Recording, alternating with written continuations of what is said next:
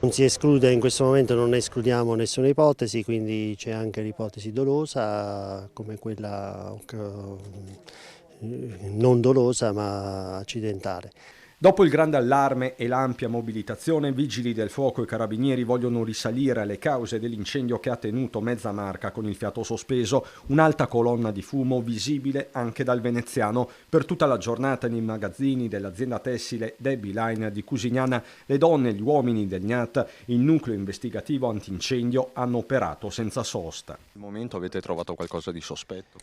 Al momento no, non ci sono elementi, ma noi adesso faremo dei prelievi che porteremo in laboratorio per analizzare l'eventuale presenza di acceleranti e quindi cominciare a fare le prime valutazioni, le prime ipotesi.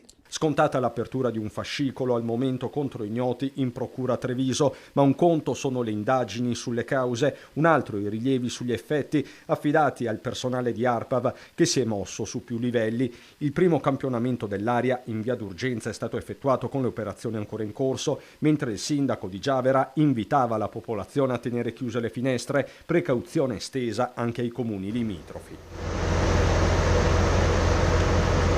A ridosso dell'alba i primi dati, sostanze nocive nei limiti, rassicurazione che ha convinto l'amministrazione a non interrompere le attività scolastiche. Le centraline ARPAV di via Lancieri di Novara Treviso e Pederobba non hanno evidenziato poi il superamento del valore limite orario di biossido di azoto, variazioni minime per le PM10. L'odore comunque è stato forte e acre per tutta la notte e la prima parte della giornata. Interessati 10.000 metri quadrati di fabbricato e tanto materiale tessile. L'incendio nei suoi prodotti ha sempre materiale non insalubre, per cui sicuramente c'è stata dispersione in atmosfera di sostanze